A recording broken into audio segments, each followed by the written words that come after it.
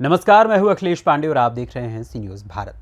खबर मध्य प्रदेश के रीवा जिले के सिमरिया विधानसभा क्षेत्र से है, जहां उत्तर प्रदेश के मुख्यमंत्री योगी आदित्यनाथ ने सिमरिया विधानसभा क्षेत्र अंतर्गत छमुआ स्टेडियम में विशाल जनसभा को संबोधित किया।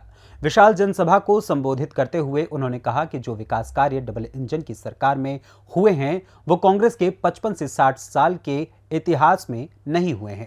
कांग्रेस सरकार ने आस्था, सुरक्षा, विकास कार्यों जैसे हर घर नल, हर घर जल योजना आदि को लागू नहीं किया है, जबकि उत्तर प्रदेश एवं मध्य प्रदेश में डबल इंजन की सरकार ने ये करके दिखाया है। मध्य प्रदेश में जब से डबल इंजन की सरकार बनी है, तब से मध्य प्रदेश में विकास कार्यों में तेजी आई है। मध्य प्रदेश बीमारू राज्य से विकसित राज्य की तरफ अग्रसर हुआ है। इस दौरान स्टेडियम में विशाल जनसभा के द्वारा वंदे मातरम, योगी सरकार के जयकारे के नारे गुंजायमान होते रहे। इस दौरान सिमरिया भाजपा प्रत्याशी केपी त्रिपाठी ने मीडिया के सवालों का जवाब देते हुए क्या कुछ कहा, आप खुद सुनिए। अभी दीपावली के पावन पर्व को परसों हर्षोल्लास और उमंग के साथ संपन्न किया है। दीपावली हर ओर उल्लास था, उमंग था। और अयोध्या के दीपोत्सव को देखा कि नहीं देखा? देखा ना? कैसा लगा? अच्छा लगा? आप बताइए, अगर कांग्रेस होती तो क्या अयोध्या में दीपोत्सव का कार्यक्रम होता क्या? और अयोध्या में अब तो भगवान राम का मंदिर भी बन रहा है ना? क्या कांग्रेस होती तो क्या राम मंदिर बन पाता क्या? भाइयों बहनों, कांग्रेस आपकी आस्था का सम्मान नहीं कर सकती, कांग्रेस आपको सुरक्षा नहीं दे सकती, कांग्रेस आपका विकास नहीं कर सकती, कांग्रेस हर घर नल की योजना को लागू नहीं कर सकती। तो भाइयों बहनों, फिर इस बोझे को अपने सिर में ढोने से मतलब क्या है? फायदा क्या है? कोई फायदा है क्या? और इसीलिए आप सबका मैं आह्वान करने के लिए आया हूं। देखिए, उत्तर प्रदेश की जनता तो बहुत आगे निकल चुकी है विकास की दिशा।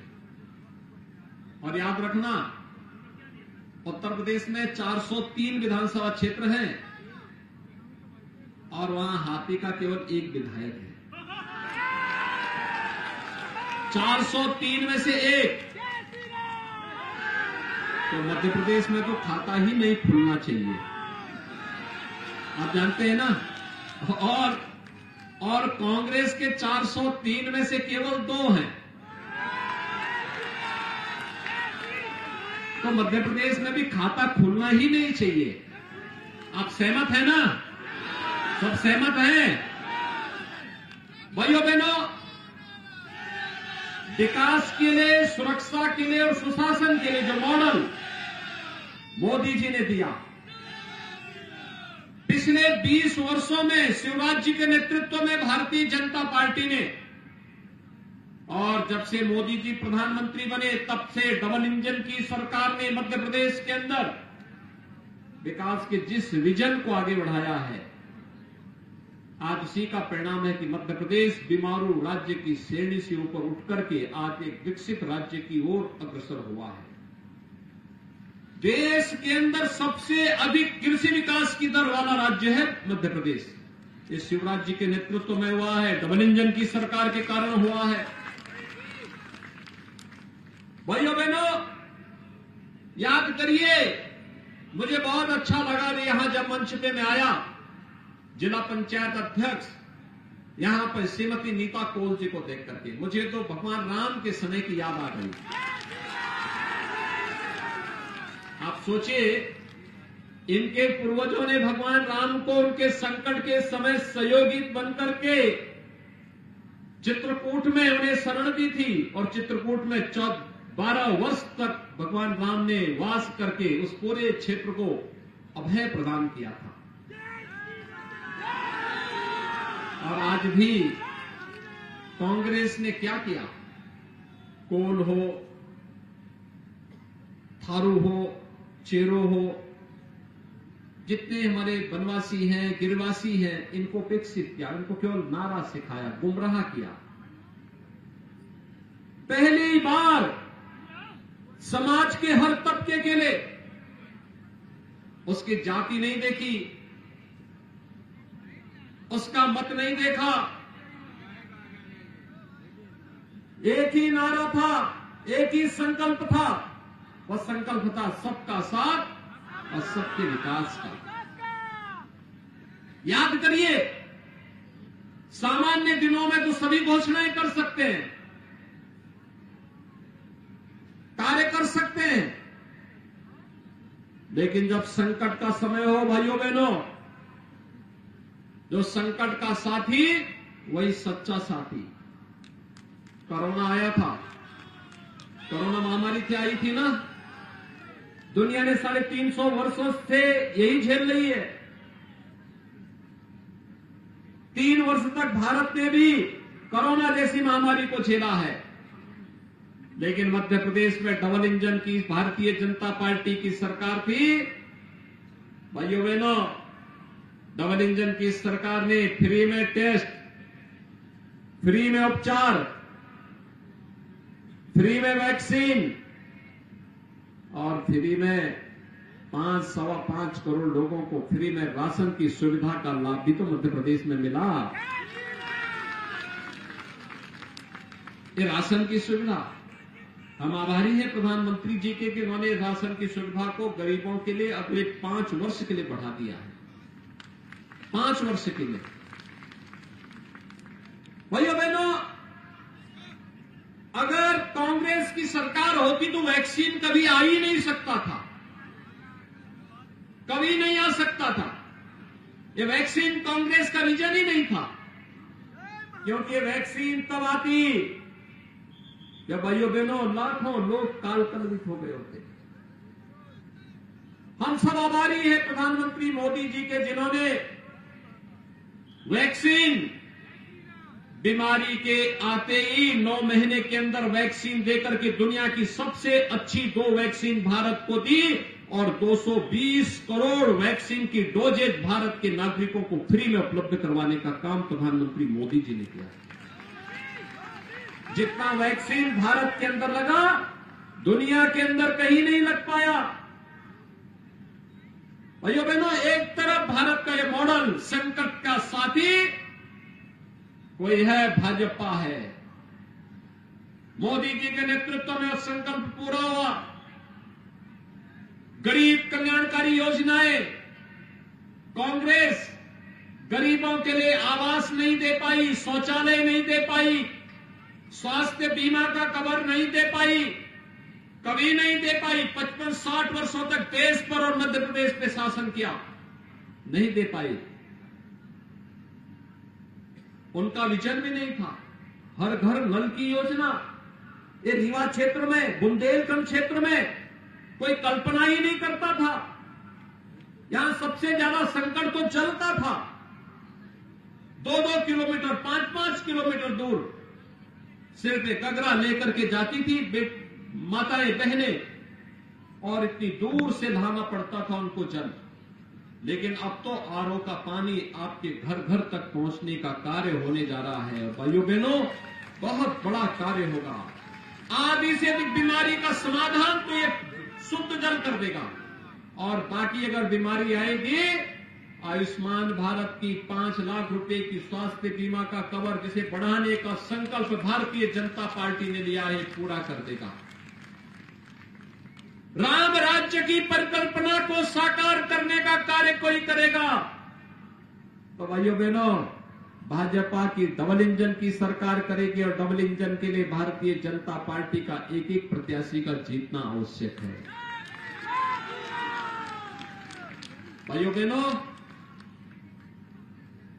यह हाथ का पंजा दिखा दिखा करके कांग्रेस ने देश को बेवकूफ बनाने का काम किया है। और मोहन जी का हाथी का पेड़ तो इतना बड़ा है कि वह पूरा ही हजम कर जाएगा मध्य प्रदेश को ही, कुछ बचेगा ही नहीं। इसलिए दोनों को कोई महत्व देने की आवश्यकता नहीं, बहुत धोखा दिया इन्होंने। इसलिए भाइयों बहनों, अब एक ही संकल्प है, और संकल्प एक है और वह है फिर से डबल इंजन की सरकार लाकर के मध्य प्रदेश को विकसित राज्य के रूप में स्थापित कर देना है। तो खुशहाली लाने के लिए आवश्यक है, नौजवानों के लिए, रोजगार के लिए, माताओं बहनों की खुशहाली के लिए, अन्नदाता किसानों की समृद्धि के लिए, एक समृद्ध मध्य प्रदेश के लिए और एक सुरक्षित मध्य प्रदेश के लिए आवश्यक है भारतीय जनता पार्टी। और भारतीय जनता पार्टी के संकल्प को पूरा करने के लिए आज आप सबसे विशेष अपील करने के लिए मैं यहां पे आया हूं। भाइयों बहनों, 22 जनवरी को अयोध्या में पहले कांग्रेसी चढ़ाते थे, हम लोगों को कहते थे ना कि लोग नारा लगाते हैं कि रामलला हम आएंगे, मंदिर वहीं बनाएंगे, लेकिन तिथि नहीं बताएंगे। भाइयों बहनों, हम लोगों ने तो जो कहा था कि रामलला हम आएंगे, ढांचा भी हटाएंगे और मंदिर भी बनाएंगे, सभी काम पूरे किए ना, काम पूरे हुए ना। आप मुझे बताइए, उत्तर प्रदेश में डबल इंजन की सरकार नहीं होती तो क्या राम मंदिर का निर्माण हो पाया होता है क्या? और भाइयों बहनों, तिथि भी बता रहा हूं, 22 जनवरी को प्रधानमंत्री जी के कर कमलों से रामलला भव्य राम मंदिर में विराजमान होंगे।